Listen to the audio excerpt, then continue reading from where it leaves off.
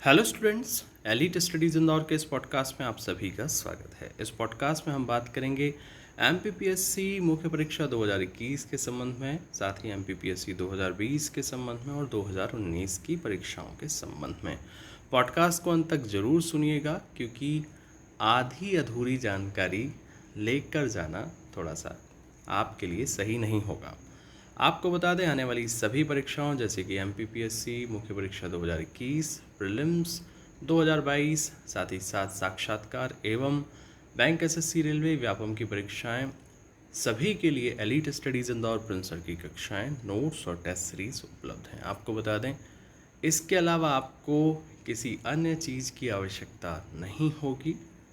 Prince sir के मार्गदर्शन में संपूर्ण रणनीति आपको परीक्षा से संबंधित बताई जाएगी, उसका हूबहू आपको पालन करना है और आप देखेंगे कि किस प्रकार जैसे अन्य बच्चे प्रिंस सर के मार्गदर्शन में लगातार सफल हो रहे हैं, वह दिन भी दूर नहीं जब आप भी मेरिट में आएंगे और अपना सपना साकार करेंगे। चलिए शुरू करते हैं। आपको बता दें कि एमपीपीएससी प्रीलिम्स 2021 का जो एग्ज़ाम है वो हो चुका है, प्रोविज़नल आंसर की आ चुकी है। आप सभी आपत्तियां लगा ही रहे होंगे, तो सभी प्रश्नों पर आप आपत्तियां लगा सकते हैं, क्योंकि आपको ये समझने की ज़रूरत है कि आपने दिन रात मेहनत की है, पूरी ईमानदारी से मेहनत की है, और जो किताबें आपने पढ़ी हैं उनमें जो भी आपको जानकारी दी गई है उनको आधार बनाकर आप निश्चित रूप से ऑब्जेक्शन ज़रूर लगाइए, और साथ ही यह जानकारी आगे के लिए संभाल कर रखिएगा।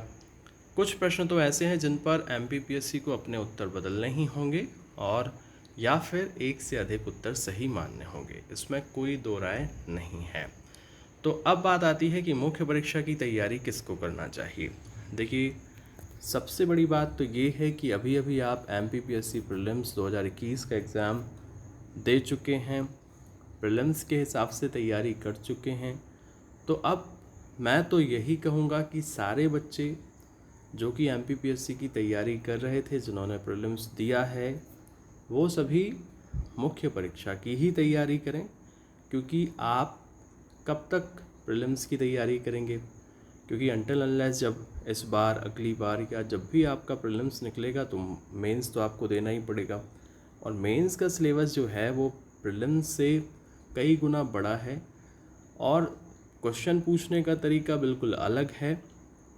लेकिन पिछले कई सालों से मैं यही समझाने की कोशिश कर रहा हूँ कि प्रीलिम्स और मेंस अलग अलग नहीं होता है।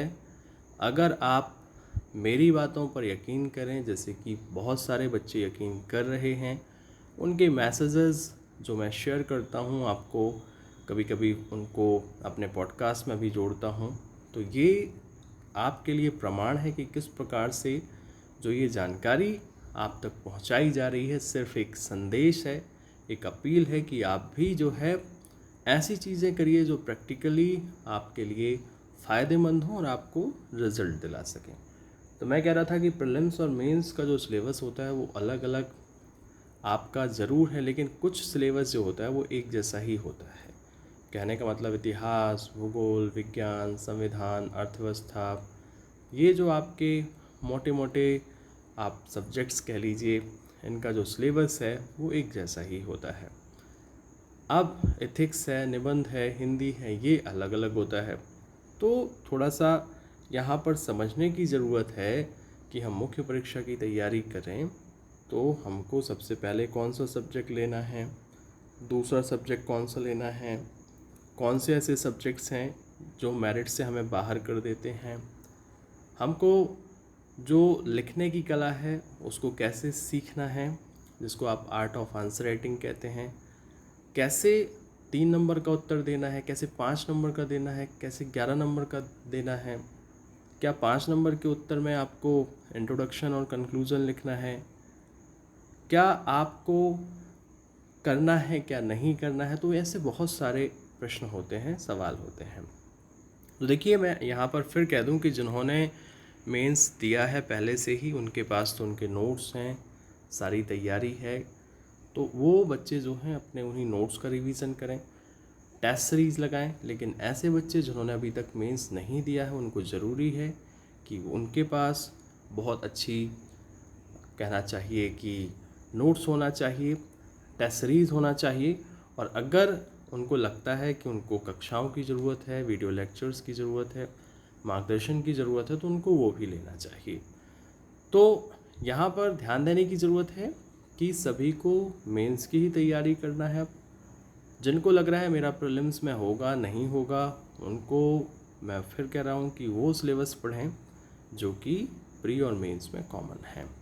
अब बाकी क्या पढ़ना है, क्या स्ट्रेटजी होगी, इसके लिए आप जब हमें हमारे नंबर 9685570712 पर व्हाट्सएप करेंगे, हमसे समय मांगेंगे, आपको समय दिया जाएगा और पूरी रणनीति स्ट्रेटजी आपको एक आपके नोटबुक में नोट कराई जाएगी। उसी को आपको फॉलो करना है, क्योंकि बहुत सारी चीज़ें होती हैं, जैसे कि आप एक दिन में कितने घंटे पढ़ते हैं, कितने सब्जेक्ट्स कवर करते हैं, रिवीजन का तरीका क्या है, आपका फैक्ट्स याद करने का तरीका क्या है।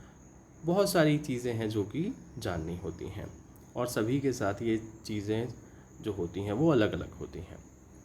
तो इसीलिए कह रहा हूँ बार बार ये अपील संदेश कि अब वो समय नहीं है कि जहाँ पर आप संस्थानों में प्रीलिम्स के लिए 30,000 भरें अलग से, फिर आप मेंस के लिए फिर 50,000 भरें अलग से। तो वो समय नहीं है।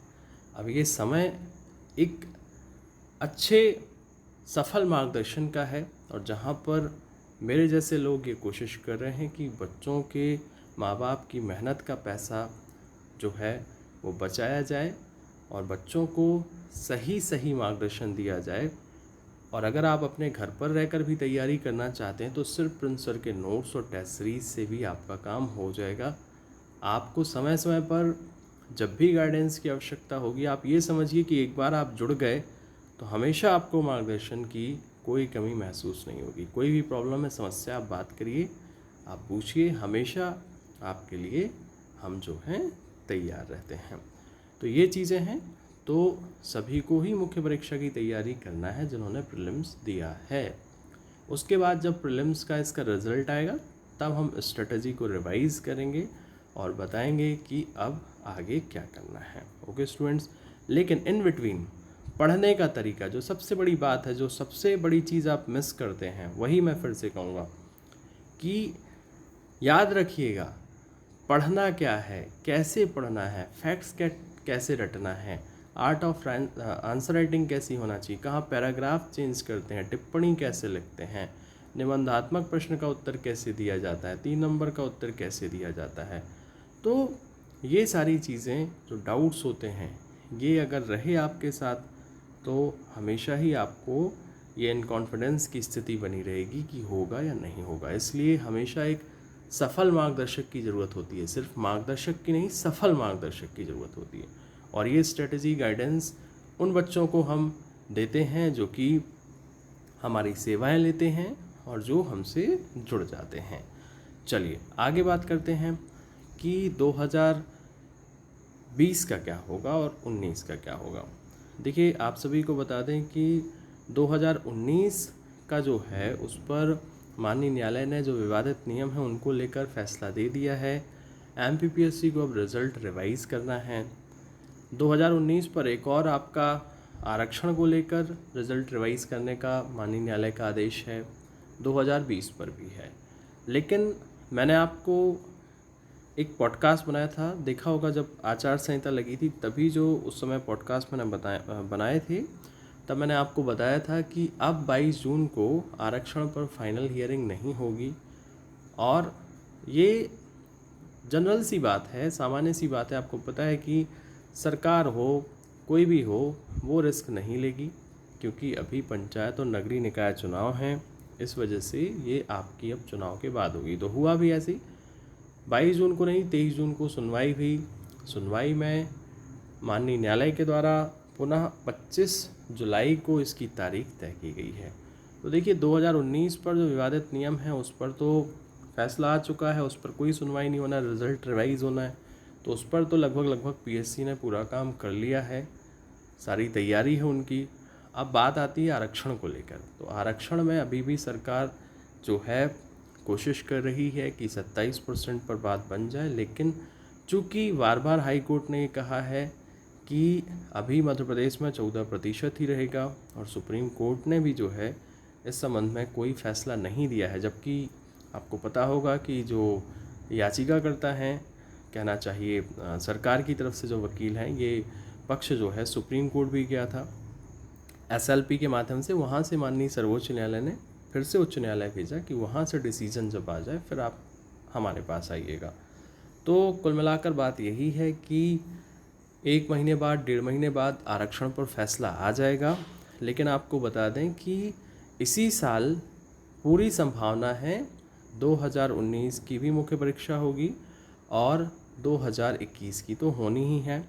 अब बस ये देखना होगा कि ये जो मुख्य परीक्षा है इस पर जो आपका MPPSC है वो क्या निर्णय लेता है। माननीय न्यायालय जैसे ही आरक्षण पर फैसला देते हैं उसके बाद MPPSC को अपना रिज़ल्ट रिवाइज़ करना होगा और ये रिज़ल्ट क्या होगा ये देखने लायक होगा, क्योंकि हम सभी प्रतीक्षा कर रहे हैं। लेकिन यह तय है कि 2019 में जिन बच्चों के 1 या 2 प्रश्न से आपका मेंस रुक गया था, उन सभी बच्चों को मेंस देने के लिए लगभग मिलेगा, ऐसी पूरी संभावना है। इसलिए वो बच्चे न केवल 2019 की मुख्य परीक्षा की तैयारी करें, साथ में 2021 की भी मुख्य परीक्षा की तैयारी करें, क्योंकि उनको दोनों ही मुख्य परीक्षाएं देने को मिलेंगी। सिलेबस में ज़्यादा तब्दीली नहीं है। नए सिलेबस में आपको पता ही है समाजशास्त्र, लोक प्रशासन और कुछ आपके पॉलिटिकल थिंकर्स और मध्य प्रदेश की रियासतें। तो खैर ये तो हम मध्य प्रदेश की रियासतें पहले भी पढ़ रहे थे, तो कुछ भी ऐसा ज़्यादा नहीं जोड़ा गया है, कुछ हटाया ज़रूर गया है। तो थोड़ा सा उसको देख लीजिएगा और एक कॉमन स्ट्रेटजी जो है हम क्या कर सकते हैं, बना सकते हैं। और फिर जब फैसला आ जाए माननीय न्यायालय का और MPPSC का, उस पर जो भी कहना चाहिए डिसीज़न होता है, फिर हम ये तय कर लेंगे डेट्स के हिसाब से कि क्या करना है क्या नहीं करना है। तो फ़िलहाल अभी के लिए इतना ही। तैयारी करते रहिए, तैयारी में जुट जाइए और हर बच्चे को जिसने प्रीलिम्स 2021 दिया उसको मुख्य परीक्षा की ही तैयारी करना है। जैसे ही प्रीलिम्स 2021 का रिज़ल्ट आएगा फिर आपको स्ट्रेटजी बताई जाएगी। पुनः अपील है, संदेश है कि अगर आप एलीट स्टडीज़ इंदौर प्रिंसर की कक्षाएं, नोट्स, टेस्ट सीरीज़ लेते हैं तो आपको अन्य किसी चीज़ की आवश्यकता नहीं पड़ेगी। सिलेक्शन भी होगा, आपका सपना भी साकार होगा। इंक्वायरी करिए 9685570712 पर। मिलते हैं अगले पॉडकास्ट में। धन्यवाद।